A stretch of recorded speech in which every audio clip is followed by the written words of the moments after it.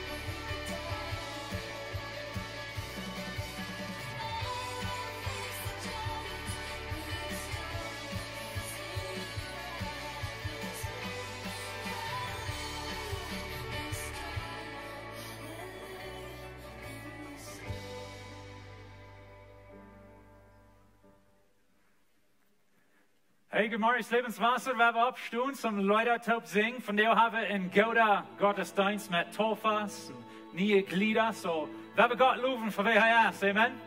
Amen.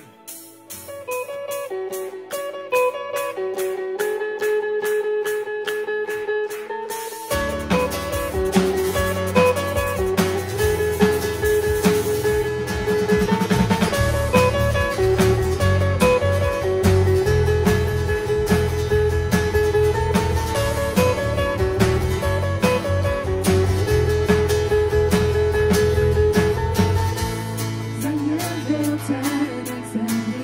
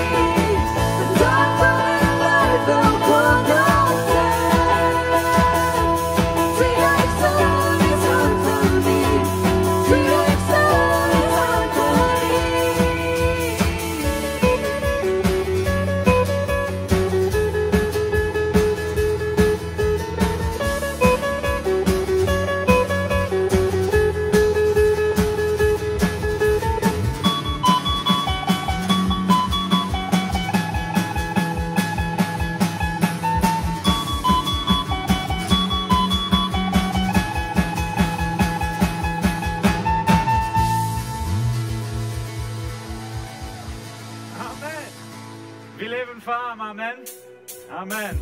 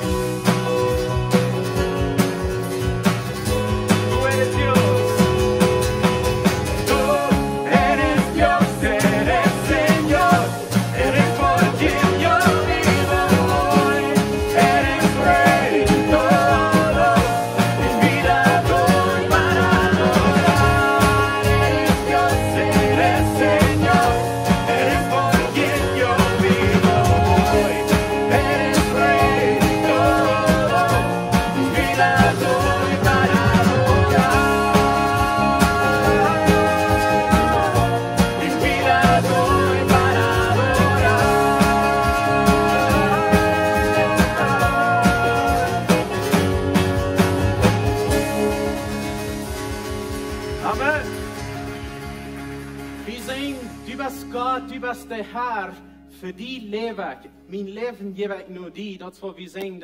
Und wir sind in einer Reihe Botschaften, wo wir reden von Gott hören und Gott redet noch einmal zu uns.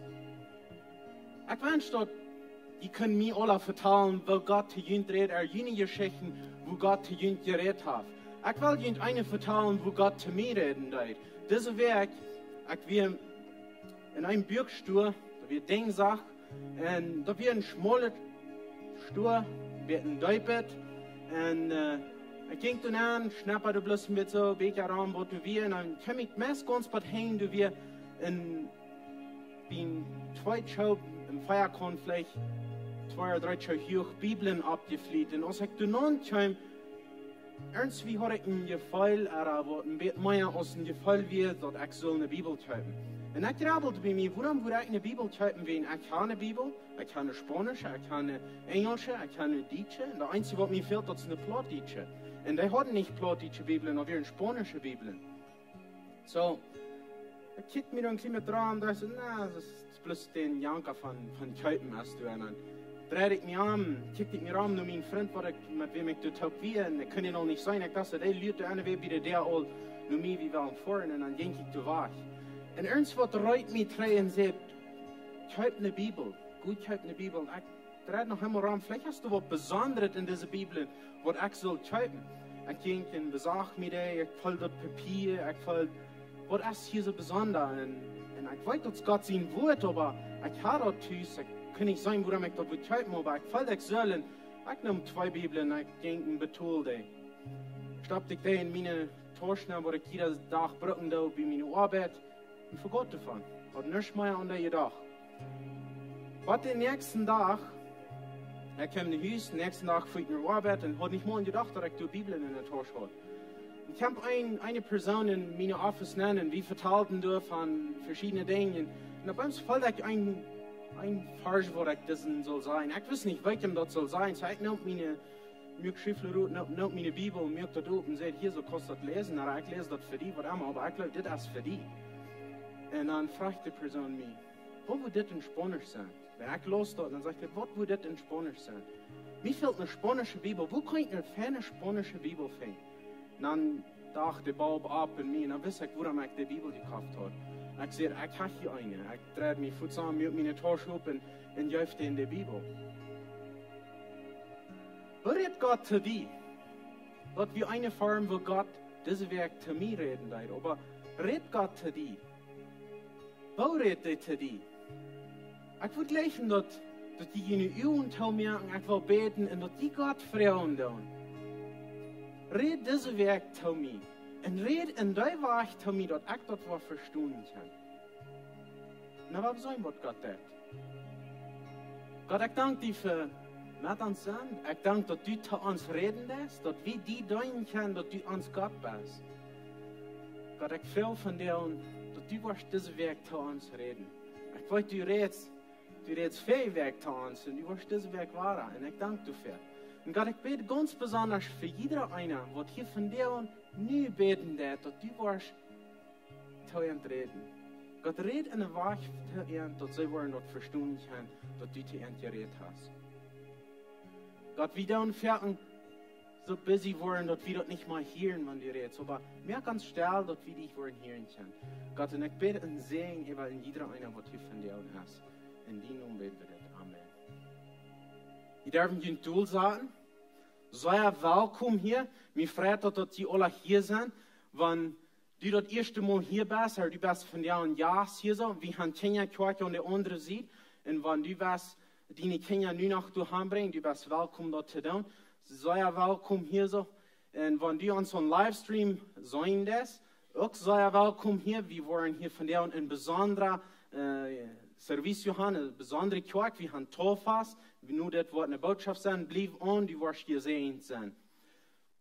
So ich sehe, wir haben von der einen besonderen Sonntag, wir haben Tofas, wir wollen das nächste, die Zeugnisse hören, und für das Evagun oder Tofas, wir aus Kirche glauben und glauben, Tofen, Wosen. Und wir haben von der eine ganze Reihe, wo du weil sich Tofen luten, während sie glauben. Und so wir wollen die Zeugnisse hören.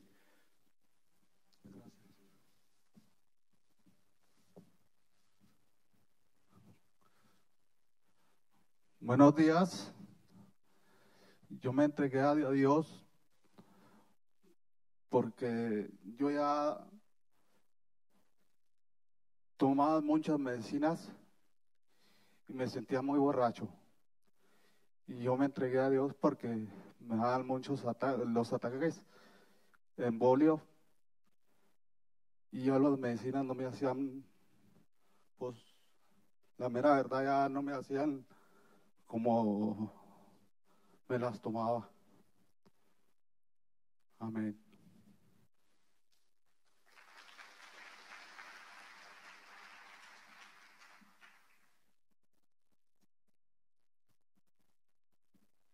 Buenos días, mi nombre es Cristina Wolf. Estoy muy agradecida con Dios por haberme salvado a tiempo. En muchas ocasiones de mi vida yo he aprendido a través de situaciones difíciles que una vida sin Dios es un total fracaso y una vida sin Él es una vida sin sentido. Yo estaba alejada de Dios y hasta hace poco decidí retomar la relación que yo tenía con Él y por eso me quiero bautizar para que mi relación con Él esté aún mejor de lo que está hoy. Gracias.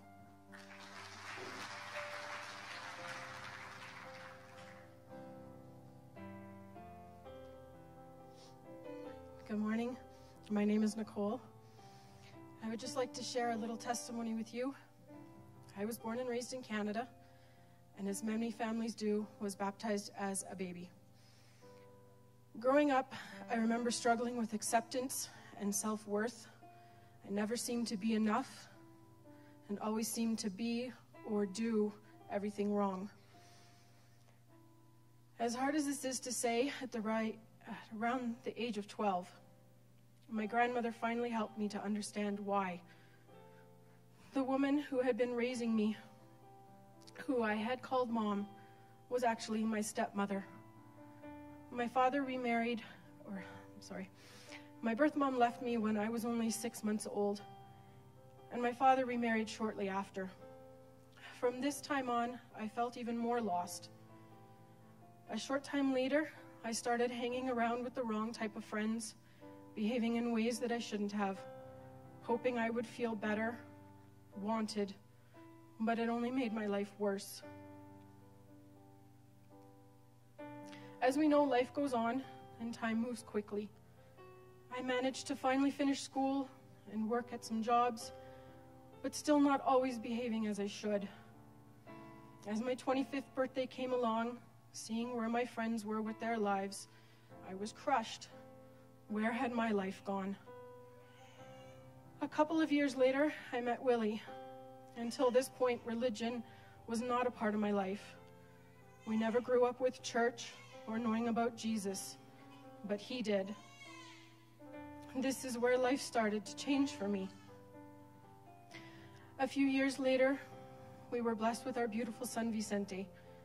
Reading Bible stories to him every night was my first real experience with learning the Bible.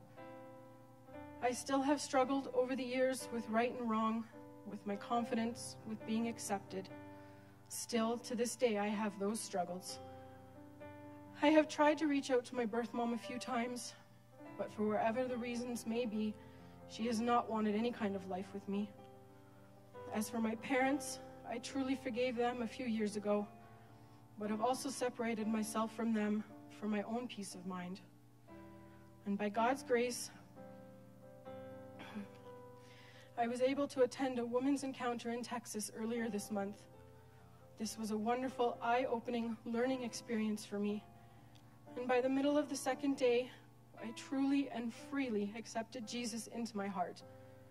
I know now that the past needs to be left behind, and I try only to look towards the future, and that all of my sins have been forgiven, that I am worthy and accepted for who I am. After being baptized here today, I look forward to being able to grow and learn and walk in the ways of Jesus. Thank you.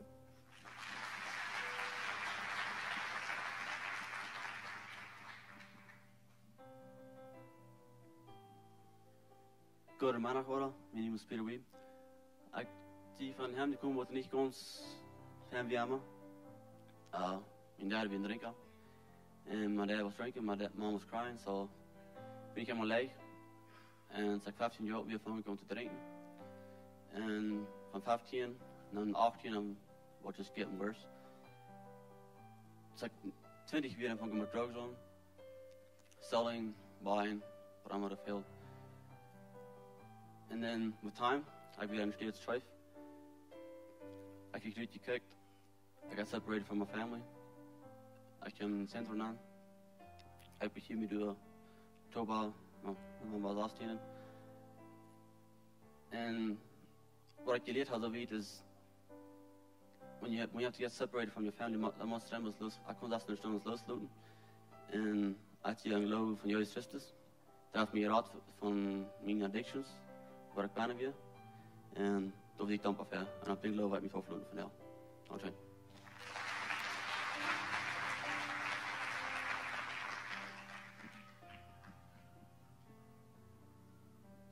Mars Irana, mijn naam is Carney Giesbrach. Ik kom van Bolivia her. Ik had het verder, mijn ouderen zijn extra voor mijn tof hier aangekomen. Ik voel me erst niet weer, maar den Herrn dank dafür. Ik weet 13 jaar seit mir einmal handjeft naar den Herrn, aber irgendwo, das fühlt sich nicht ganz vorig. Ich will wissen und Gemeinschaft haben mit denen und beten und Bibel lesen. Und das ging alle war drei rauf. Und nu anfangs als ich hier ankomme, ich dachte, da kann Menschen mir alle hier das noch Unterschied nutzen.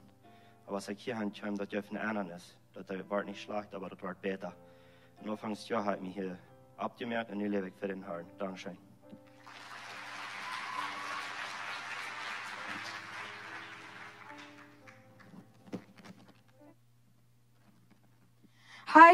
My name is Curtis, and this is how I became a Christian and wanted to get baptized. In 2015, my mom and me and my two brothers were at home, and my dad was in California doing work. And my brother Austin asked a question, and my mom answered it out of a Bible verse. It was Romans 10, verse 9, that if you confess with your mouth the Lord Jesus and believe in your heart that God has raised him from the dead, you will be saved. And that night, I kept on thinking about that verse, and then I decided I would take Jesus as my Lord and Savior. Then I asked God to forgive my sins, and that night I became a Christian. Thank you.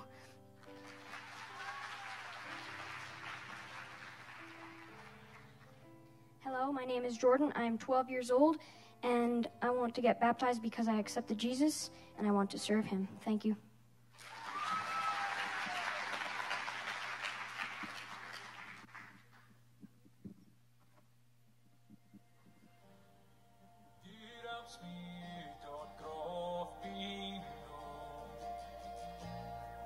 Du raus mir da mine sjå. Jeg sier at alle asperlo, dort nye has jeg kom. Du har apostolens kraft, jeg kan leve den i Jesus, har du Jesu frihet. Nicht Maya, gebungen sind am Distren, et leven mine Leiben scheinhet, har du Jesu frihet.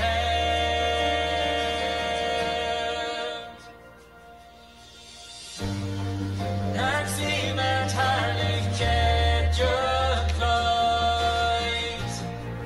din hellige gjeste lyften min. Den forgåenhet hast du betont, dort nye Asyl. Du har apostolens kraft, jeg kan leve den i Jesus, har du Jesu frihet. Nicht Maya, gebungen sind am Distren, leven mine Leiben scheinhet, har du Jesu frihet. Frihet, har du Jesu frihet, du Jesu frihet, det kjærens er vei. Frihet, har du Jesu frihet, du Jesu frihet. Halleluja.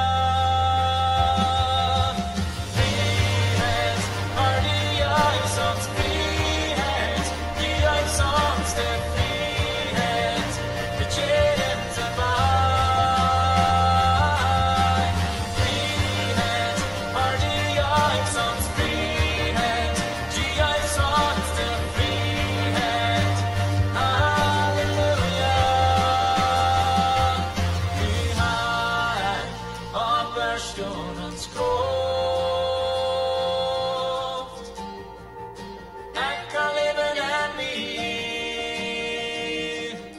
Nicht Maya, gebungen sind am Distren, et leven mine Leiben scheinhet, har du Jesu frihet. Du har apostolens kraft, jeg kan leve den i Jesus, har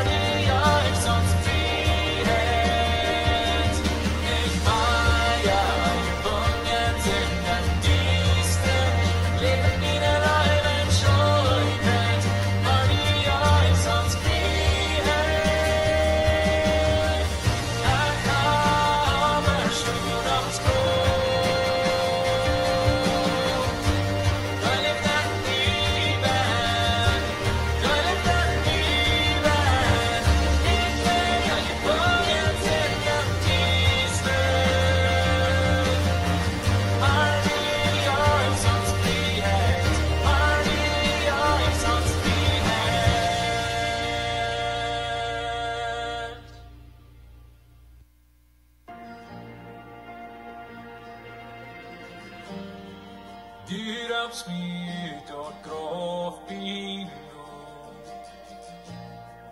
Du helpst me to meine Schuld. Ich sei dort alle as verloren, dort nie. All right, jetzt schein. Amen. Amen. So der Ursache, wo wir so mutig sind, wenn wir taufen tun, ist, wenn's, das ist ein Beweis, dass diese Menschen haben ihr Leben in Jesus gegeben.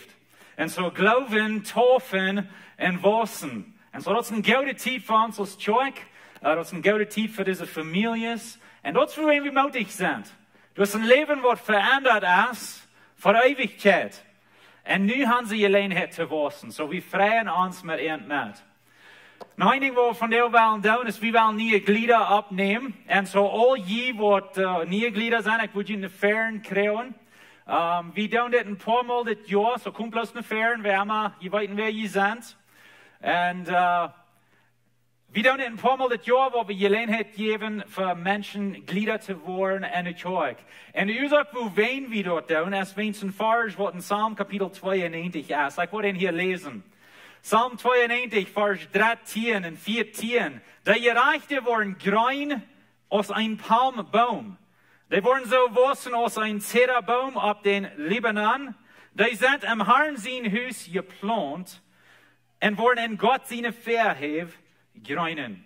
Er redet von diesen Seen, was ab uns Leben ist, ab der Gerechten nannte er hier, wann wir in Gott sein Haus geplant sind. In unter wird wir sagen dort, hier merke ich mit. Ich bin Port von dit. Hier will ich dein in meine Guvenbrücken. Hier will ich eure Städten mit geben. Hier will ich wachsen mit meiner Familie taub. Er sagt, wir wachsen so ein Baum. Wir drehen Frucht so ein Baum. Und so das, wo wir das tun. Und so, bloß zum weiten Luten, wer hier ist, wir haben Corny und Jessica Freus. Auf diese Kant, von wo kommen die? Campo 100. Corny und Jessica Freus. Henry und Sarah Giesbrecht, wo wohnen die? Dechon Rubio, ja. Und Dwayne Pana von Hawaii, ja. Wir haben Justin Rosanna Cornelson, die kommen von Campo 10, yes. David und Greuter Peiters von 72, ja. Hannah und vier Thiessen, wo wohnen die? Campo 12, mit ihrer Tochter Annie Start, ja, sah gut.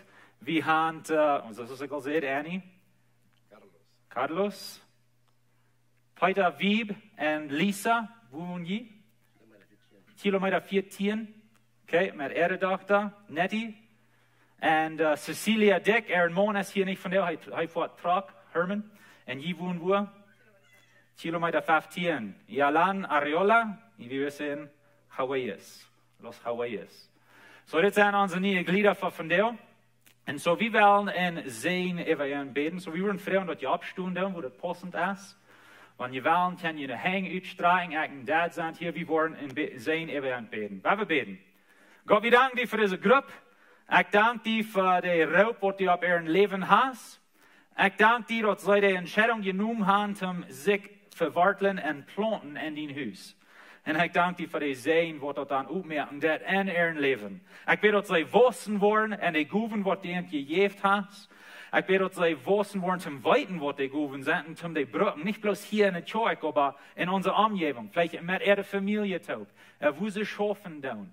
Wo immer sie sind, in der Weg, dort sie wollen in Licht sein für die Jesus. Ich bitte, dass Jesus Beschützung über uns, dort sie wollen kann feststehen, wenn der Feind jenen kommt. En dat zij worden erfolgreich voor die leven. Ik zeg het in die naam Jezus.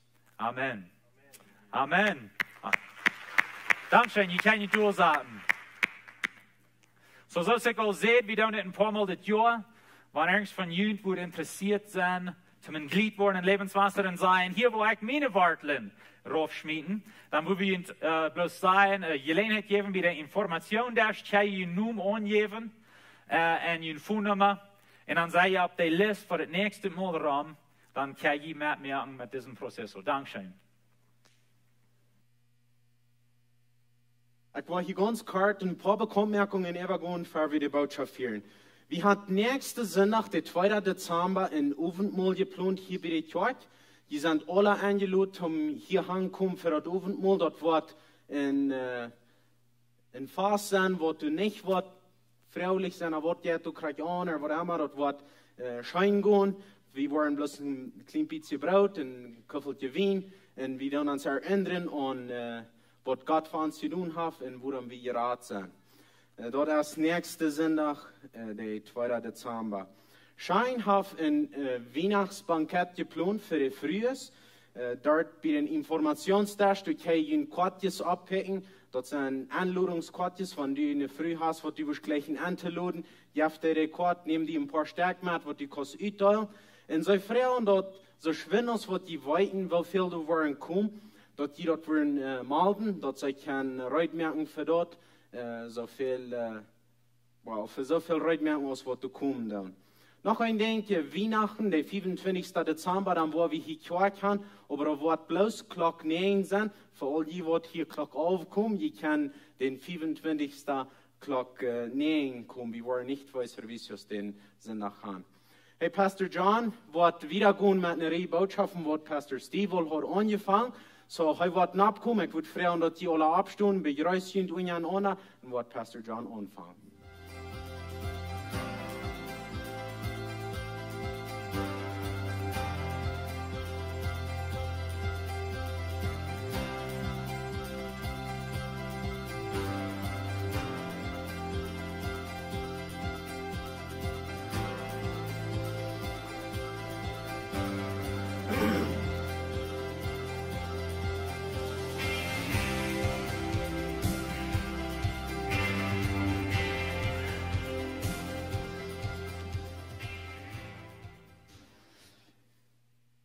Good morning.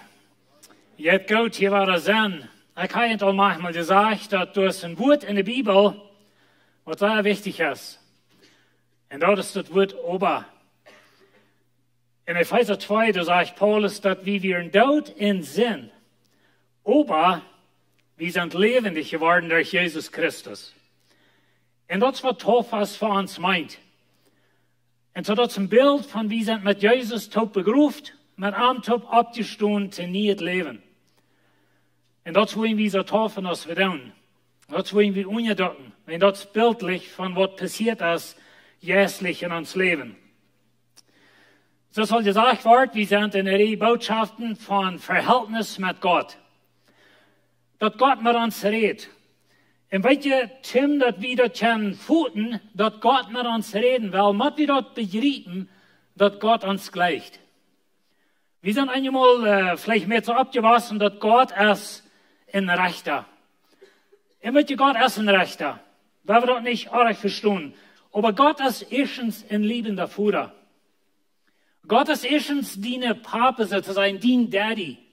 Na, ich weiß einmal, wenn wir vielleicht negative Erfahrungen gehabt haben in der Kirche, oder wir haben von ein paar negative Erfahrungen, oder wir haben in uns Heim, vielleicht von uns Vater negative Dinge belebt, aber immer dann dort an Gott umbauen.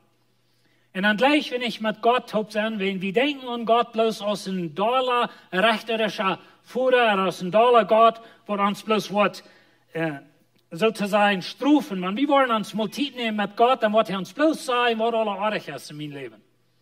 Und so ich will nicht mit Gott Zeit nehmen, wenn dann wird mir bloß sagen, was alle artig ist. Aber weißt du, Gott ist groß dort. Ich denke, vierten an die Geschichte von den Verlorenen sehen, weil der wir dort in Schwein haken und so wieder, der hat sein Leben verdorben. Und das, was hier von dir getauft worden, some von denen sagen, sie haben einen düsteren Hintergrund. Sie haben ihr Leben düster gelebt und so wieder. Aber weißt du, der Vater stimmt mit offenen Armen und der Vater sagt, komm nach Haus. Und dann werden wir Fass führen. Und weißt du, als die Verlorenen sehen, die Haus kommen, dann denken sie sich erst mal ein paar Jahre in der Großstube setzen und mal alles durchholen, was ihnen alle hat alles getan. Der Vater sagt, wir mal das Kolf holen in den Ring, in die Kleider, in der Schau, und wir wollen mal ein Fass führen. Und weißt du, ich glaube, wenn Menschen um Herrn kommen, die Bibel sagt, dass die Engel singen im Himmel. Glaubt ihr, die singen von dir? Und weißt du, ans himmlischer Vater, der gleicht die. Gott gleicht die. Und Gott will mit die top leben. Und so da müssen wir erst begreifen können, für wir wollen wirklich mit Frieden nach Gott kommen. Und ich weiß nicht, wo du abgewachsen bist. Aber ich sehe ein bisschen abgewachsen, dass Gott mit denen haben nicht viel zu tun. So wenig ist möglich. Wen anders, wenn wir uns bloß rechnen. Und so, ich habe dort in mein Leben durcharbeiten, dass Gott leicht uns, Gott will mit uns top sein. Und wird ihr nicht bloß gleich Gott uns, aber hat uns gemerkt für Verhältnis. Gott will mit die top sein. Wie bang uns nur Verhältnis? Wie bang uns nur ein Freund haben? Wie bang uns nur eine Familie haben, mit wem wir können vertrauen? Oder vielleicht in der Ehe, vielleicht passt ihr in der Ehe dort, und die vertrauen nicht nur, und die bang nur so eine Ehe, wo ihr mal vertrauen kann. Gott hat die dem was gemerkt. Gott hat uns gemerkt für Verhältnisse. Ich las eine interessante Geschichte von vielen Jahren zurück, ein von den römischen Kaisers, oder wie kann sein, ein römischer Präsident. Sie hat so einen Glauben, dass die Menschen sprechen, sie wollen ausfinden, was für eine Sprache haben die Menschen mal geredet, ganz von Anfang. Und heute lebt das wie entweder Hebräisch, Griechisch oder Latinisch. Und so sie wollen mal eine Probe tun, sie wollen kleine Babys, wenn die geboren werden, dann würden sie die schöne Sprache lernen. Sie würden nichts zu dir sagen. Und so die Nursen werden oft gesagt, sie sollen nichts zu den Kindern sagen, die Eltern sagen nichts zu den Kindern. Sie wollen mal ausfinden, wenn die schon anfangen zu reden, dann würden die Sprache reden, was die Menschen mal von ersten Mal geredet haben. Und so sie deuten das, sie proben das. In deiner wenigen Monat, sagt die Beschreibung, dann wird jeder ein von den Kindern gestorben. Wenn wir sind gemerkt für Verhältnis. Gott will mit uns top sein, Gott hat uns als Menschen gemerkt für Verhältnisse. Und wir wissen dort, dass der Fall hat das verdorben. Und weil ihr, euer Tod meint, dass du bist von Gott getrennt. Euer Tod meint, dass du hast nicht Gemeinschaft mit Gott. Euer Leben meint, dass du bist mit Gott in Verbindung. Du bist mit Gott taub. Heißt dein Vater, du bist ungenommen bei Gott. Und das ist, was Jesus scheint für uns tun. Wir haben in Johannes 17, hier betet Jesus. Und er sagt, dass euer Leben ist das, dass sie den einzigen wahren Gott in Jesus Christus, den du geschickt hast, kennenlernen. Na, das Wort kennen hier, das ist ein griechisches Wort, das sagt Ginosko. Und das meint, das ist eine enge Gemeinschaft. Die Bibel sagt, dass Adam kennt Eva und dann hat sie ein Baby. Das ist von was es hier redet. Das ist von einem Verhältnis zwischen dem Mann und Frau, das ganz engste Verhältnis. Das ist, was Gott mit dir will. Gott will nicht bloß ein Verhältnis haben, was sozusagen weit auf ist. Gott will mit dir Freund sein. Gott will mit dir durchsagen, mit dir top vertrauen und so weiter. Und weißt du, einmal dann, wir rechnen dort vielleicht nicht viel, was Gott sagt.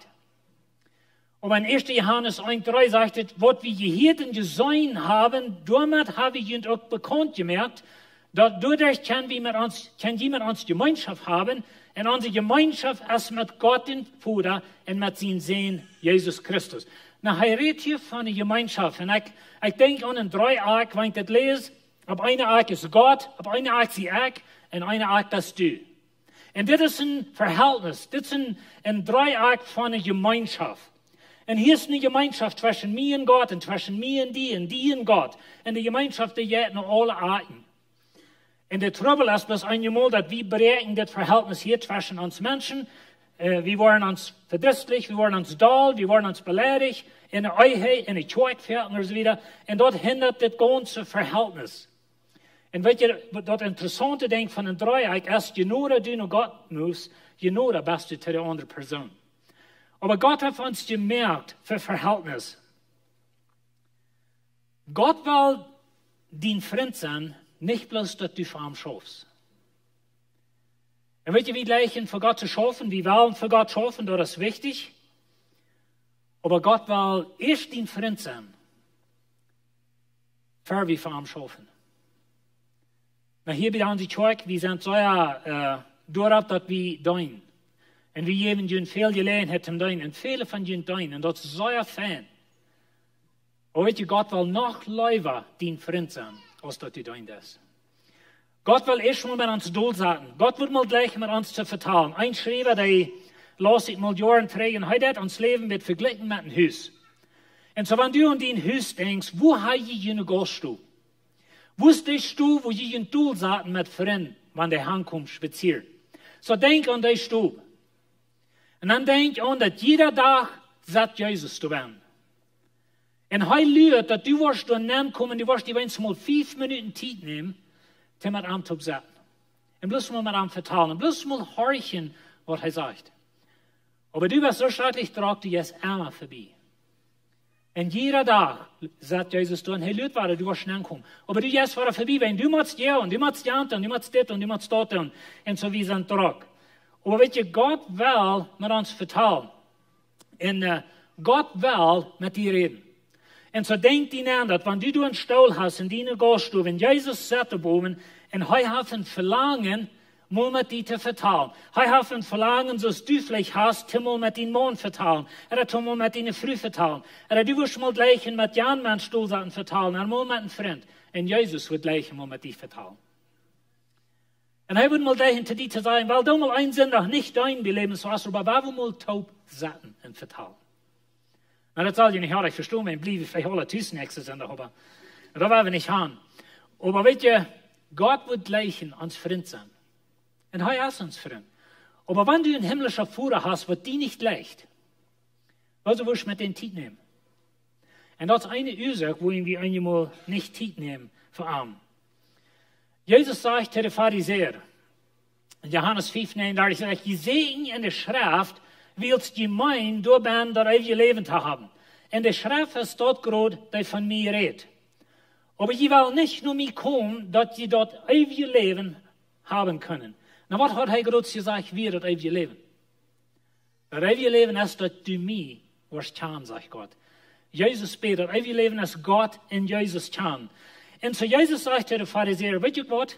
Je kennen die Schrift. Je sehen in der Schrift. Und je sehen sogar noch das ewige Leben. Und weet je, sie haben das Alte Testament. Und sie können lange, enge auswendig von der Bibel. Und du kannst die Pharisäer nicht nur reden, dass sie nicht die Bibel kennen. Aber sie haben kein Verhältnis mit Jesus. Sie gleichen Jesus nicht. Und sie schauen Jesus zu sehen. Und wie kann Charakter so sein? Wo wir vielleicht, wie gleich in der Bibel, oder wie gleich in so Sachen merken, dass alle Lehren charakterreich sind, aber wir haben kein Verhältnis mit Gott. Und so Gott will leben ein Verhältnis mit uns, dass wir so auf ihm schaffen. Ein Schreiber sagt, dass es 3 Sorten von Christen, oder sogenannte Christen. Eine Sorte ist, das sind so, die haben ein Glaubensbekenntnis, oder die halten sich an ein Glaubensbekenntnis. Und wenn in der zweiten Geschichte, die Jahre Zeit, aus der zweiten Mal anfangen und so wieder, dann haben sie Glaubensbekenntnis, wenn die Menschen haben nicht in der Bibel. Und da wird nicht so, dass Fernando ist vertalt, dass er kann irgendwo in der Bibel schreiben. Zu der Zeit, die Bibel wird mit der Hand geschrieben. Und die Bibel, die wird viel zu dir für die gewöhnliche Menschheit. Kein Mensch hat really in der Bibel. Vielleicht die Priester und die Kirchen und so wieder. Und so dann haben sie ein Glaubensbekenntnis geschrieben, wo der Kart sieht, dass er gleich an den Führer sehen, und Heilige Geist, und er gleich an der Radung und in den Wahrer kommt wieder. So ganz Kart abgeschrieben, der Mensch lernt auswendig, und dort wird sie ein Glaubensbekenntnis. Aber weet je, ein Glaubensbekenntnis, das ist ein gutes Ding, aber das kann bloß ein Glaubensbekenntnis sein, das ist alles. Wir können das ganz kalthartig absehen und kein Verhältnis haben mit Gott. Und das ist eine Sorte von Christen. Er kommt nach die Kirche und er lese einmal die Bibel, aber er hat kein Verhältnis mit Gott. Und wie kann das dort sein?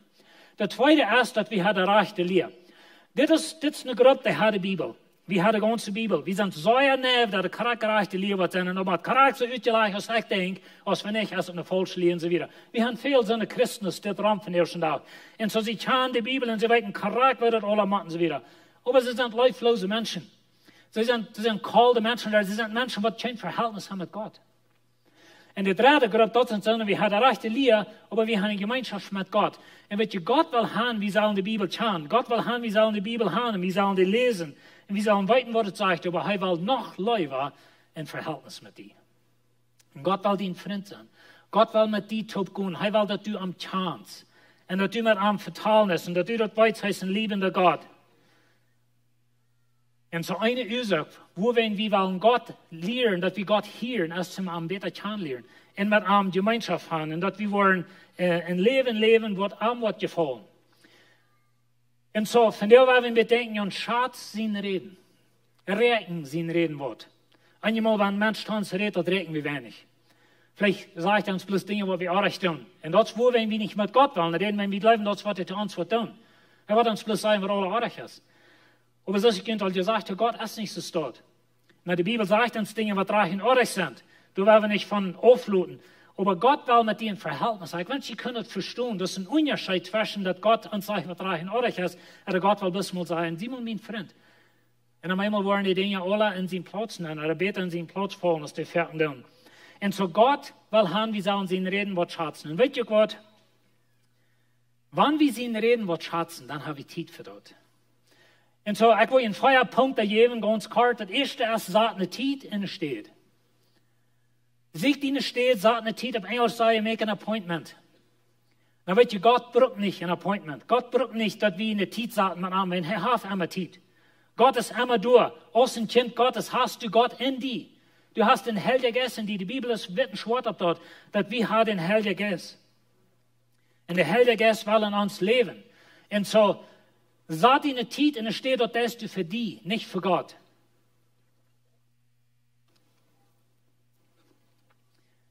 Ich las diese Werke, ich horchte ein bisschen John Maxwell, some von Ihnen kennen John Maxwell, er ist ein Prediger, wird viel an Lehrerschaft reden und so weiter.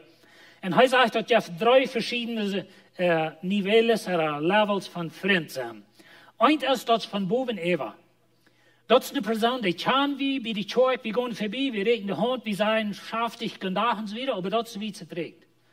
Wir haben eins never was mit der Person zu tun. Bitte hier treffen die. Und du kannst vielleicht bei der Arbeit eine Person haben. Der andere sagt, das ist eine organisierte Freundschaft. Das ist, wenn wir haben vielleicht, wir sind Freunde, wir sind top in Kommentaren, wir sind top, schaffen wir top und so weiter, wir haben viel einem an anderen zu tun, aber wir sind nicht wirklich Freunde, das sind die organisierte Freundschaft sozusagen. Und das dritte Freundschaft ist bloß einfach ein Freund, mit wem wir am Stuhl saßen, über Kaffee, wir verteilen uns Dinge, wir beten miteinander und wir sind top. Und Gott will das dritte Freund sein mit dir. Gott will nicht bloß Buben, Evan, Freundschaft, Gott will nicht bloß die organisierte, dass wir kommen nach der Kirche am Sonntag und wir lesen noch mal ein bisschen in der Bibel oder wir horchen vielleicht eine Botschaft derche weg. Gott will mit dir ganz eng Freund sein. Und so sagt die eine Zeit in der Stadt. Vielleicht hast du wo eine Stadt, als ich gerade sehe, du hast einen Stuhl in dein Haus, du hast einen Stuhl. Für meine Arbeit, für mich schafft das, morgens abstehen und einen Kaffee merken. Die wissen nicht alle, dass ein Menschenkörper schafft nicht ohne Kaffee. Und so, wie man erstmal gut Kaffee trinken, für den Motor losstarten. Erst einmal die alte Diesels, die müssen Ether haben, nicht? Oder die müssen ein bisschen sprayen, zum losstarten. So macht ich, dass es schafft. Und so, morgens, für einen Kaffee merken, sagt mir du, und lesen, und das ist eine gute Zeit.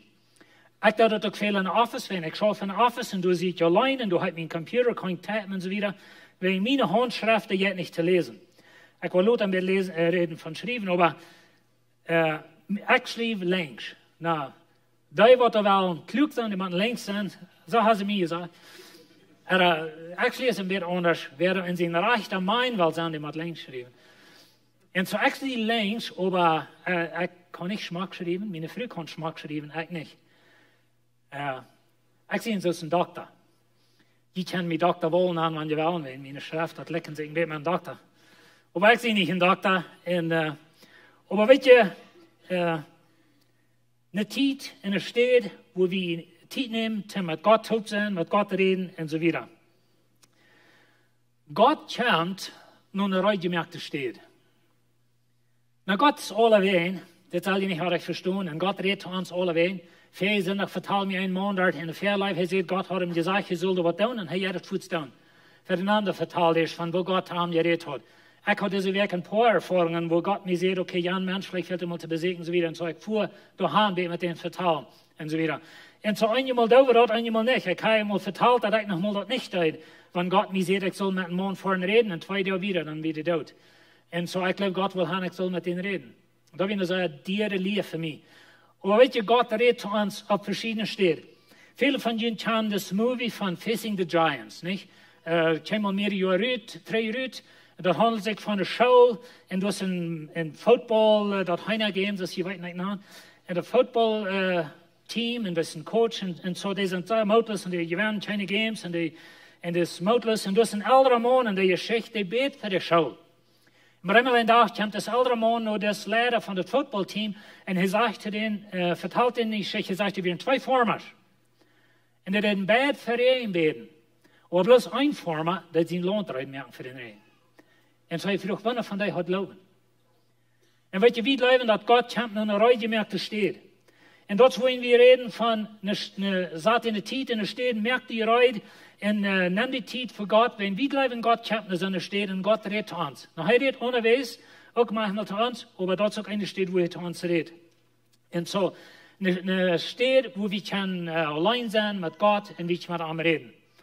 Und wir haben eine interessante Geschichte in Lukas 10. Dort sagt, als Jesus und seine Jünger wieder gingen, kamen sie nur ein Dorf. Und eine Früh Martha nahm an bei sich im Haus ab. Und so sei wie eine ganz frühe Früh, sei gleich erste Hand startet mir so fair. Und so, da Jesus wieder. Sie hat eine Schwester Maria. Die sagt bei Jesus in der Feit und horch, was er sieht. Na weet je, hier haben wir zwei Schwestern. Beides feine Personen. Weil wenn ich so denke, eine wird schlagen, eine nicht. Das wären beides feine Personen. Eine Schafseier für Jesus und eine horcht. Und weet je, einmal gleich, Gott will mal haben, die soll mal lang noch stillhalten, hier mal lang noch ab mit für Gott schaffen, zum dat de Zeit hast, zum Namen horchen. Wenn wir ran, einmal von einer steht nach andere, wie flitzen ab dem Dolseiwe. Uns jüngster sehen, some von den Chan den vielleicht, aber uns jüngster sehen, der tropft mal in Mexiko von Kanada, wenn er wohl von den Rotenreis war. Ich meine, der ist noch niemals da an Rotenreis gewesen, was er hier wäre. Aber anyway, wie wollen wir von der trocken Leben, denken wir einmal so, wenn wir wollen mal, vielleicht mal ein Titan von Salz oder so wieder. Aber Maria, sie nimmt sich Titan, sie sagt bei Jesus in der Feit. Martha aber leitet sich von all dort annehmen, was da reut zu merken wir. Und weet je, dat is wat je manchmal dan, nicht? The Thanksgiving komt op en we waren jas kriegen en iemand wil mal reinmerken. Je hebt mannen dat nog mal so, dat je han je früh auf jas en je loopt niet zo stufvloer waschen. Zo'n dingen staat. En zo, dat is fijn wanneer je nog mal vloer waschen is. Dat is een zeer domme arbeid, maar dat is fijn wanneer je een dag nog is. Maar weet je, ik denk immer so, die jas waren ook wel zijn, waar je die vloer is. Maar die vloer is denk ik anders. Martha dacht ze staat. Zij moest vloer waschen, zij moest eten merken, zij moest veel dingen reinmerken, wenn nu wie ein Wäscher Gast gekommen, Jesus mit seinen Jüngern top, ich weiß nicht, vielleicht merken sie Schlupfstufen rein, oder sie merken großer Bart, ein großer Schub, oder was immer. Weißt du, zu der Zeit, dann werden so eine Dinge länger. Wenn sie hat nicht einen Deep Freeze, sie haben nichts rein zu sein, das muss Messer mal durchfrisch gemerkt. Wir wissen das von Abraham zum Beispiel. Gott kam mit Abraham spazieren, und Abraham heiraten, Schubschlachten, und Sarah bakt Brot und so weiter. Wenn die Jahre kriegen, die gehen in den Freezer, in den Koma, mal was angekehrt rummerken und so weiter, dann haben wir hostig was zum Eten. Dort wird anders zu der Zeit. Und so Martha, sei Schafseier. Sie ging um Haaren und früh, auf ein nichts rumgeht, dass die sechste Arm mit der Arbeit allein leidt. Sei doch, dass sie mich halten soll. Und ich bin dann wenn ich das lese, ist das, wo wir dein Gebet redet. Oder wo wir mein Gebet redet. Da wir bloß nur Gott gehen und sagen, aber du mal das für mich und dann schick mal die Jana, die das nicht. Wir waren einmal verdrießlich in der Kirche, wenn ich da viel Arbeit und der andere das keine. Und das, wir sind viele verschiedene Kirchen gewesen, mit früher und ich, wenn uns Leuten sind nicht lang geschaffen. Und so, na, das haben wir das so zu tun. Aber wir sind viele Kirchen gewesen, mit vielen Menschen top geschaffen, so wieder. Das ist immer der Fall gewesen, dass wir Menschen hatten in der Kirche, die meist beleidigt werden über die anderen, wenn sie schafften sie und rackerten sich an, und ja, das nicht. Und so doch Martha im Bett. Und so sagt nach Jesus und sagt, ja, ist wirklich nicht dran. Schick mal meine Saste, die Sätze über deine Feit und ich da alle Arbeit. Aber weißt du, Jesus sagt zu ihr, dass Martha, Maria hat sich das Gute gewählt. Der Herr sagt, Martha, Martha, du sorgst über so viel, dass du verdrießlich warst. Kann ich mitfallen? Sag mal so dragt, und wir waren verdrießlich, und ich muss das noch holen down, dort noch holen down, und der Mann, der wascht nicht die Flur, und macht auch noch Salz down. Aber was immer das ist, nicht? Und so, wir waren verdrießlich, wenn wir sind zu drag. Und vielleicht gute Dinge. Du schaffst für Gott. Du schaffst in die Kirche, und du hast die abgesandt bei Lebenswasser, wenn du halten und so wieder. Aber du hast die für so viel abgesandt, dass du verdrießlich warst. Und ich kann das meist nicht alle nur. Und weißt du, das ist fein, wenn wir für Gott schaffen. Aber einmal haben wir das Trouble, was Martha hat. Und Martha ist Schafseier für Gott. Maria nimmt sich Zeit im Namen Herrchen. Und so Jesus sagt, du hast aber mal eint, dass du Sinn macht. Und weißt du, wir denken einmal so, ich kann nicht Zeit. Weißt du, was liegt? Alle von uns hat Zeit für dort, was uns wichtig ist. Du hast kein Ding, wo du nicht Zeit für hast, wenn dir das wichtig ist. Jeder Farmer hat Zeit, um sein Korn zu waschen. because dat moet zijn. En weet je, dat eine moet zijn. En wenn met Gott reden moet zijn in die leven, dan hast du tijd dafür. En du niemals rangen sein, ich kann nicht tijd. Because du hast tijd. 24 Stunden dag, krak überein viel zu können, habe ich alle an einen Tag. Und wir wählen uns, wo wir das zu bringen. Und so, wenn ich nicht tijd habe für Gott, das bloß durch, wenn wir nicht gewählt haben, das wird, wo wir zu stellen ist dort. Und ich habe tijd für Gott, 24 Stunden dag. Aber sagt der Brücker nicht, das ist unsere Sache. Und so sagt zu Martha, weißt du was, ein muss sein. Und Maria hat sich das Bessere gewählt, das soll nicht weggenommen werden. Und so, was Jesus hier sagt, ist, ich glaube nicht, dass Jesus undankbar wäre für was Martha tut. Dass sie eten mögen haben, dass sie die Schlupfschuhe reiten mögen, oder was immer sie alle tut. Ich glaube nicht, dass Jesus undankbar wäre für das. Aber er sagt, weißt du was, Martha, vielleicht sollst du auch mal lange stillhalten, dann können wir mit dir teilen. Ich weiß nicht mal wirklich, wer du bist. Wenn du bist so drauf, und weißt du, wie sind einmal so statt? Und wie kann uns vielleicht gleich messen uns befriedet leben als einmal so, wir sind all 35 Jahre befriedet, wie kann uns gleich mehr, wenn wir fliehen uns am Raum. Und wir haben niemals mal Zeit, zum Durchsagen und vertrauen. In Matthäus 9, Vers 13, da sagt Jesus, er redet war mit den Pharisäern, und er hat ein sehr interessantes Ding, er sagt, gut und lieb, was das meint. Ich will nicht ihnen Opfer, aber dass ihr Mitleid bewiesen. Dan weet je dat jij het hier aan dat Jezus has bij een taxcollector te middag gegaan. Dat is voor de maaltijd. En zo de Pharisäer zijn verdrießlich über dit en ze reden met Jezus in de gingen. Ze zeggen, wenn Jezus wirklich de Messias, wie Jesus de Sache ist, dann wird er weten, dat dit een Sünder wäre und er wird nicht bei denen gehen eten. En dan sagt Jezus tegen gut mal een huis en leert wat het meint, ik wil niet je Opfer, ik wil je een Verhältnis. En wat Jezus tegen sagt, is, weet je weet een ganz kraak waar de Opfer alle maanden gebracht. Je weet een ganz kraak waar het aan zondagsmorgens alles al hergaan. Je weet dat kraak naar de ree, waar het alle maakt. Je hebt het alle uitwendig geleerd. Maar weet je wat? Je hebt geen Verhältnis. Die sind verdrießlich über die Sünder, die nehmen je nicht an, mich nehmen je nicht an und so weiter. Und so Jesus sagt, Gott mal ein Haus, halt mal lange Stellen in je Leben, dort mal je Opfer mit zu Sied stellen und die je mal überdenken. Aber ich will mit je top sein. Ich will mit je ein Verhältnis haben. Und ich glaube, wir sind einmal auch so stört. Wir weten kraak wat het allemaal. Wir weten kraak wat het allemaal regent. Wir weten kraak wat reichen aardig is. Wir weten kraak dat Jana dit dort aardig. Die dit dort aardig. Jana dit aardig. Wir weten het alle kraak. Aber wir haben nicht wirklich Mitleid mit Menschen. Wir haben nicht eine Liebe für Menschen.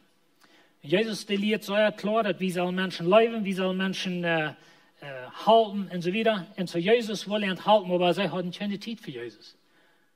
Sie werden todrock mit ihren Opfer. Sie werden todrock mit Gott ein, damit Gott eine Gemeinschaft haben.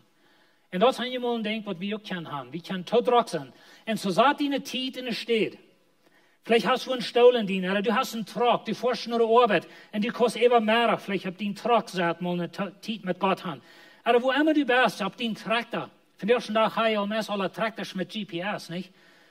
Und die don't einer wie Mittagsschlup holen, wie ein Karren durchfahren und so wieder so. Wo ich nicht eine Zeitspanne mit Gott. Und jetzt hier lesen. Bloß nicht Talent, dass ich in einen Pool gehe oder am Gruben oder irgendwas. Aber, weißt du, wir haben das so fein angereicht. Und so sagt ihr eine Zeit in der Stadt.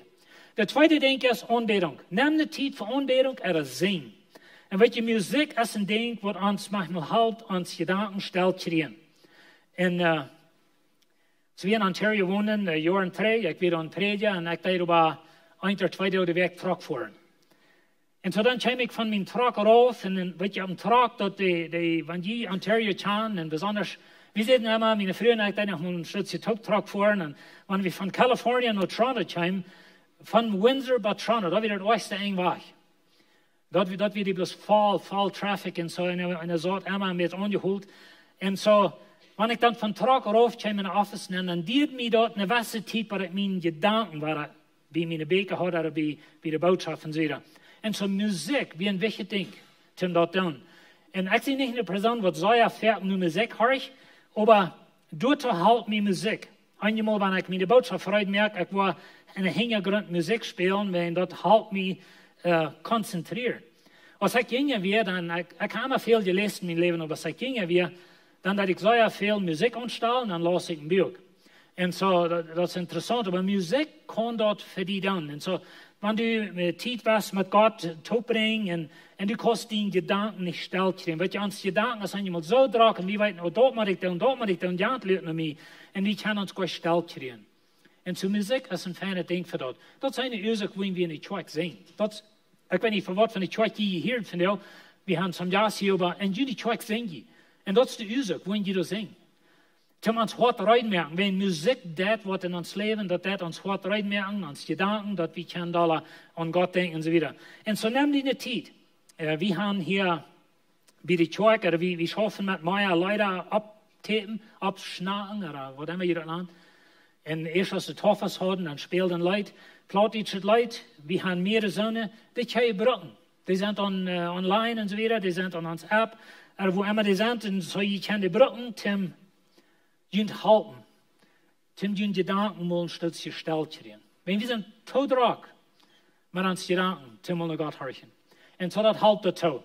Und so Unbehrung, das ist ein sehr wichtiges Ding. In Psalm 37, da sagt es, sie ruhig im Herrn und lüge geduldig nur an. Und euer die nicht, wenn andere in ihre Wege gleich haben. Oder eben die ihre Beise plons durchführen. Na, weet je, das war es mir sehr interessant. Because einmal reden wir nicht mit Gott, wenn wir sind doll über Gott. Einmal reden wir nicht mit Gott, wenn wir sind beleidigt über Gott. Weet je, Janen, den geht besser. Jana, der ist geheilt von seinen Krankheiten, ich sie nicht. Aber Jana, der hat mein Geld zu sagen, ich gehe bankrott. Aber was immer das ist. Und so, wir haben diese Dinge manchmal, wo wir würden das nicht leicht tauschen, dass wir da sind über Gott, oder dass wir beleidigt sind. Aber wenn wir mal 100% die Wahrheit würden reden, dann würden wir einmal mal sagen, weißt du Gott, ich sie nicht so ermutigt mit Gott. Ich meine, das mit mir jetzt und so scheifeste Dinge gehen, und ich sehe ein Predigt in der Kirche, ich sehe die Account in der Kirche, ich sehe was immer in der Kirche, ich schaue für Gott, und ja, das nicht, und den geht besser. Und so der Psalm sagt, sieh mal ruhig, in Lühe nur dem Herrn. In euer Dienst, ich denke an Johannes der Däuper. Er hat für Jesus geschafft, dass keiner von uns haft jemals, und er hat Jesus bekannt gemacht und so wieder, und er satt da in Gefängnis, und er fängt an zu wundern, okay, was ist das mit das? Jesus, das die gleich, oder das dreht gleich so aus, sagt doch und so wieder, und so er sagt, schickt seine Jünger daheim, mal Frauen, beste wirklich da, und wen wir lügen und so wieder, und dann sagt Jesus an, weil die Kranken, die waren gesund und so wieder, und so Jesus verteilt dann wird, was passiert, und dann sagt Jesus heran, und soll ich es, wer sich nicht euert über mich. Und welche Lied wir euren uns einmal über Gott? Na, nicht, dass wir ein Reich an der Toba, wir euren uns einmal, wenn die Dinge in mein Leben, die drehen nicht so, sagt doch, das ist so. Und so der Psalm sagt, lühr mal in sie still. In Markus 4,39 haben wir eine interessante Geschichte. Er stund ab, beschwicht den Wind und seht zu der Wahlen, sie sollen sich leihen. Und der Wind leiht nur, und das Wort ganz still. Und weet je, einmal sollen wir mal still halten? Und Gott fragen, wo ist mal mein Mein mal still mehr? Da mal die Wahl, was in mein Gedächtnis drehen, merkt mal still. Halt mir mal, dass ich eine Zeit haben mit dir. Und weet je, Lied, der Wind, die Püsferken, so soll er uns leben, und das ist so wahrlich, und da sind so viele Dinge, was wir sollen tun. Und Jesus wird gleich in dort mal still mehr, und dass er bloß mal ruhig wird, und dass wir können mit ihm vertrauen. Wenn du eine Person bist, die viel Sorge in das, dann findest du das so schwer. Lass einfach mal still werden. Und lass einfach mal sagen, Gott, mein Leben schafft nicht gerade nicht, oder das fällt nicht so aus, ich dachte, das würden sie wieder, aber hier sehe ich. Vertrau mal mit mir. Und weet je, diese Jünger, die wunderten sich, was da passiert, aber weet je, von einem Sturm und Wahlen und Wild war das bloß spielt, Leute. Ganz still. Und so Gott will uns halten dort. So sagt eine Zeit, und es steht, brauch Unbehrung. Eine Zeit, wo du mal liest, den Gedanken still mehr. Drittens, les und bed. Weet je, das ist keine Uitred unter der Sonne, wo du nicht die Bibel kannst. Keine. Nicht in unserer Welt, wo wir von der leben.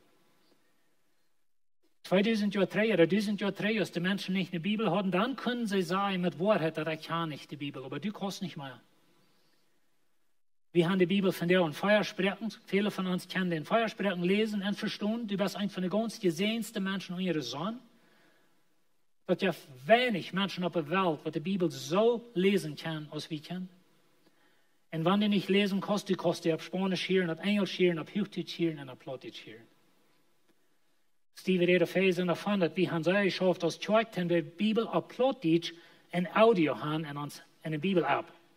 Und so du kannst da draufladen umsonst in die Phone und so weiter. Und du kannst nur die plattdeutsche Bibel horchen ganz von 1. Mose bis Offenbarung von dir. Und so wir haben nicht mal eine Ütre, da wir nicht die Bibel kennen. Oder da wir nicht Gott sein Wort können lesen. Na, ich weiß das manchmal mit Arbeit und so weiter. Aber lesen, beten.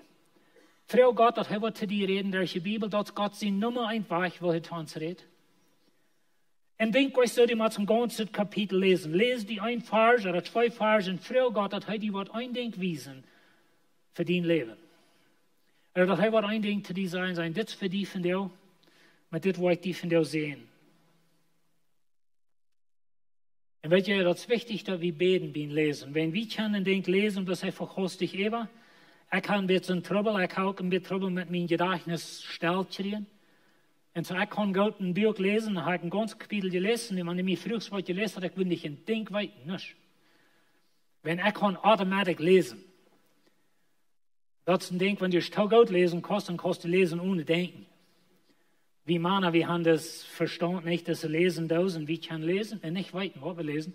Ich, wenn es kann, einmal mal einmal träge und sagen, hey, ich habe ein ganzes Kapitel gelesen, ich weiß nicht ein Ding, was ich gelesen habe, wenn ich keine gedacht an ja denke. Und so, lesen und beten, dass wir konzentrieren um was wir lesen und so weiter. Und das vierte Ding, horch und schrieb.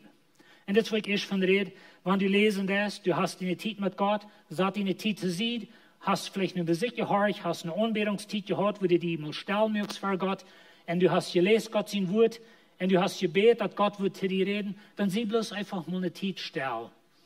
Und was immer die denken, dann schrieb das ab. Und wir müssen hier klar haben, dass wir nicht Bibel schreiben, okay? Die Bibel ist geschrieben, das ist vorig. Aber wenn wir uns selbst was abschreiben für uns, dort helpt uns einmal zum Dinge klar kriegen. Weil einmal da ich uns dort oben. Und weil je mit der neue Geburt hat Gott dir die Fähigkeit gegeben, zum noch am Horchen. Du hast jährliche Ohren gekriegt. Die Bibel sagt immer weiter, wer Ohren hat, zu hören, der soll hören. Und wir haben Ohren zum Hören. Und so horch nur, was der Herr sagt. Und dann ist es aber auch wichtig, dass wir horchen. Nicht bloß hören, aber auch horchen. Und so, ich sehe, einmal redet Gott zu uns, und wir wollen das nicht tun. Vielleicht weißt du, was Gott zu dir gesagt hat. Vielleicht fehlt das in deinem Leben, dass du trägst nur das letzte Mal, was Gott zu dir redet, und dort ist mal da jetzt, für Gott wird frisch zu dir reden. Aber weißt du, Gott redet zu uns. Und Gott will mit dir Freund sein. Gott will mit dir Top sein. Und Bill Hybels, er ist ein Prediger in Chicago, in den States, in der großen Kirche. Und er vertelt eine Geschichte von einem Mann in der Kirche. Bill Hybels sagt, er hat Jahren 3 Mal gepredigt an der Thema von Gott hier. Und dann kommt ein Mann oder Botschaft von Armen und sagt, in was für einer Welt lebst du, dass du wirst Zeit haben, zum Dohlsaten und mit Gott Gemeinschaft haben. Und er sagt, ich fahre tätig nur zur Arbeit, ich komme laut in Haus, ich würde never Zeit haben für dort. Und dann sagt Bill Hybels zu ihm, weißt du was, wir haben für dort Zeit, was uns wichtig ist. Und so das Mann, die fährt in Haus, mehrere Monate lauter, dann kommt der Tränen, dann fragt den Prediger, ob sie mal würden nur ankommen zu einer Multit. Und so sie fahren dahin, und sie haben eine schöne Multit, und sie haben ein schöner Dessert, oder like, beten Postre. Und dann fragt das Mann, muss man mit mir mitkommen? Und sie gehen dann nachher, kommt Haus, und du hast eine Stube, Fenster so, oder hängen am Hofen ab, und wird so, und wird waschen kann. Und du an der Stuhl, da steht ein Jüngelstuhl. Dann sagt das Mann zu dem Prediger, weißt du was, dann hast du mich seht, dass wir haben Zeit, für was uns wichtig ist, dann möge ich mir das klar, ich habe Zeit für Gott. Ich fuhr mir einen feinen Jüngelstuhl kaufen, und den lade ich hier in diese Stube nennen, und jeder Tag satt ich hier und vertraue mit Gott. Etliche Monate Luther kommt das Mann nur den Prediger und sagt, weißt du was, ich glaube, Gott sagt zu mir, dass ich soll meine Arbeit abhören, und er hat eine Arbeit, wo er viel Geld macht. Er hat schaffen in Bekanntmerkungen, like Advertisements on TV und so weiter. Und so, Gott sagt zu mir, ich soll meine Arbeit abhören und ich soll kommen volltätig in die Kirche schaffen. Dann sagt der Prediger, weil du weißt, dass wir sind am Anfang mit der Kirche und wir können die nicht tun, du wirst mit dem ganzen Sand schaffen, so wollen jetzt nicht drei, nur den Jüngel stellen. Und dann fragst Gott, dass dort was klar mehr. So der Mann dort, Atelier weg Luther, kommt da rein, sagt, ich habe meine Arbeit abgehört und hier sehe ich, wie will ich schaffen. Und so Bill Heibel sagt, dass der Mann, dass wir eins von ihren besten Arbeiter, was sie haben in der Kirche. Atelier Jahr Luther, dann kommt das Mann rein und predigt und sagt, ich glaube, Gott sagt zu mir, dass wir sollen nach Colorado tragen. Und wenn mein Freund fängt in die Kirche an, und ich glaube, Gott sagt mir, ich soll ihn halten. Ich will tragen und gehen in meine Arbeit, in Advertising und so weiter, und dann will ich das Geld, was ich verdiene, dort will ich brauchen, um die Kirche halten. Und Bill Heibel saß ein bisschen in Überraschung, und haben es dem Mann geschaut und so weiter, und er sagt, gut, traine den Jüngelstuhl, und merk sicher, dass Gott das sagt. Und so er traine den Jüngelstuhl, Atelier weg Luther kommt da rein, sagt well, wir tragen nach Colorado. Und so sie dann, sie tragen nach Colorado, er tragen seine Arbeit an, merken schon Geld, gibt das meiste von dem Geld nach die Kirche, damit die Kirche kann im Schwung kommen und so weiter. Und dann Atelier Luther, der einmal sagt das Mann, war auf den Jüngelstuhl und hat ein Papier in seine Hände. Und das Papier sagt, er hat geschrieben. Und er fragt Gott auf den Jüngelstuhl, wo Gott auf viel Time geredet hat, und er fragt Gott auf den Jüngelstuhl, auf heulen wird heulen. Aber Gott sagt, nee. Und das Mann, der wird krank, und er fragt noch nur ein Ding, er sagt, wenn du mir nicht was heulen, wirst du mir dann in Frieden geben, wo eben menschliche Kraft hat. Und Gott hat das. Er hat von Frieden, und er hat von so einer Schlag, der dort können sein, er viel weiter und so weiter. Aber er hat Frieden in Gott, und eben menschlicher Frieden. Aber schließlich der Tag kommt, das heißt, so krank, sie mussten ihn von den Jüngelstuhl raufnehmen, im Bad nehmen, und du hast ihn nach ein paar Werk, und dann starb das Mann. Und weißt du, dann denke ich an Psalm. Dann denke ich an, sieh mal geduldig mit Gott, euer die nicht, würdet dein Leben jetzt. Und so sei Frau und Bill Heibel, dass er wird auf der Begräbnis reden, er fliegt nach Colorado, er redet auf dem Begräbnis und er fragt die Früh nach dem Begräbnis, was was mit dem Jüngelstuhl dann? Dann sagt die Früh, das Jüngelstuhl, die soll in unserer Familie bleiben, von Generation zu Generation, wenn auf das Jüngelstuhl hat Gott mein Mann sein Leben geändert. Und Gott redet mit meinem Mann auf das Jüngelstuhl. Und Gott hat uns durch wunderbare Wege geführt von das Jüngelstuhl. Wo ist dein Jüngelstuhl? Kannst du Gott? Ich würde fragen, dass ihr abschauen. Wenn wir Zeit nehmen, wenn wir denken, wo ist meine Zeit mit Gott? Habe ich wo einen Jüngelstuhl? Habe ich wo eine Stelle, wo ich kann sagen, ob das so steht, da redet Gott mit mir. Hier ist es das, so verändert Gott mein Leben. Und wenn Gott will mit dir kommen, denk an dein Haus, wo ist deine Gaststube, wo ist der Jüngelstuhl, wo du gleich zu sagen, nu merk dein Bild, dass Jesus sagt da, jeder Tag. Und du jetzt bitte der vorbei. Warum will man gehen? Wo die bereit sind zum sagen, ich will du mal gehen, ich will mal mit Jesus vertrauen, ich will mich mal lernen mit Gott, nur in Erholung kann, ich will mich mal lernen, nur Gott zu horchen. Ich will dich anspornen. Wenn wir nicht so eine Christen sind, wo ein Buber steht, also so Eva, vom Buben Eva ein Verhältnis haben mit Gott. Gott will mit dir top sein. Gott will dein Freund sein. Gott will dein Bruder sein. Er will gleich mit dir top sein und mit dir vertrauen. Wenn du Dinge in deinem Leben sind, wo du viel zu sehen hast, dass du Zeit hast für Gott, vielleicht deine Zeit mal anstellen, dann werden wir das tun. Wenn du hast Zeit für Gott, dass die Frau ist, nimmst du die. Aber die Zeit hast du. Ich will für ihn beten, aber wenn wir uns einig waren, dass wir mit Gott Gemeinschaft haben. Wenn wir nicht jeden Tag in den Himmel kommen und sagen, ich kann Jesus nicht mehr, ich kann never Zeit für dich. Aber wir wollen Zeit nehmen für ihn. Himmlischer Vater, Dankeschön, dass du Zeit hast für uns. Dankeschön, dass du uns hast erlöst. Du hast Zeit, dass du Jesus schickst auf diese Welt, hier zu sterben für uns. Und Herr, wir haben von der Weise sein, wo wir von Tod zum Leben kommen. Und du hast uns zum Leben gebracht, wenn wir in Christus sind. Und Herr, du kannst jeder Hort hier, du weißt, wo Druck wir sind, du weißt, wo uns Leben angestellt ist. En ik bid dat u ons vasthouden, dat we worden willig zijn, ook mal in jengelstiltjeiten, en ook mal een tijd nemen voor die, en ook mal wo doel zaten, und das einfach mal sagen, Herr, red mit mir, leid du mich, halt mich zu verstehen, was du von mir weißt. Halt uns geduldig sein, Herr, wenn uns Leben nicht so geht, als wir leben, dass es soll. Und vielleicht haben wir beleidigt über dir, wir sind toll über dir, dass uns Leben nicht so geht, und andere ihre Leben jetzt besser leben. Halt uns geduldig sein und nur die zu horchen und wirklich mit dir verantworten. Kreiten und bei uns leben wird. Dankeschön, dass du bist. Dankeschön, dass du uns verschalten. Amen. Wir wollen durch das letzte Leute dort abversammeln. Die Ushers wollen noch fernkommen. Lass mich nach Gott danken für das Opfer, was abgekommen ist. Gott, Dankeschön für uns Sehnen, dass wir können geben. Gott, ich freue, dass du das wirst sehen, was du abgekommen ist, und dass du in jedem einen wirst sehen, was du geben hast. In Jesus' Namen. Amen.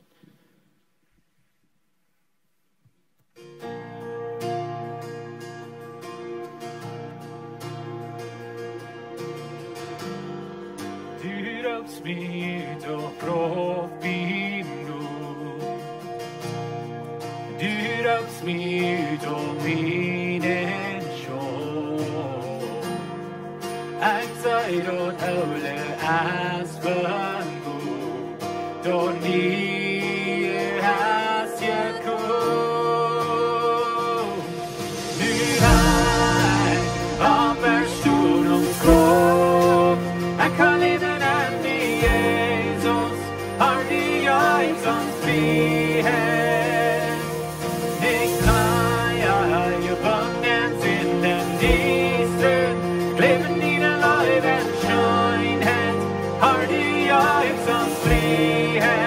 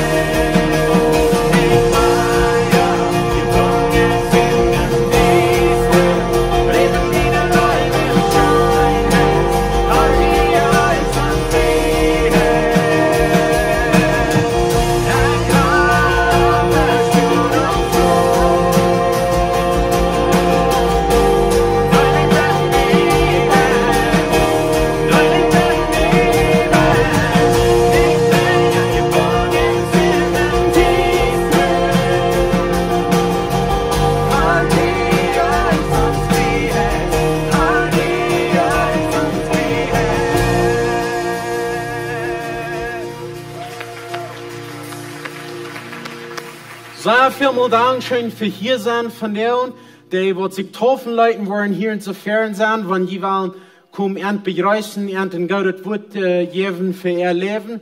Je kann dort tun. Dort ban als Kaffee, gut pickt einen Kaffee ab, blieb ram, spaziert und hat einen guten Sonntag. Gott sehen und einen guten Weg.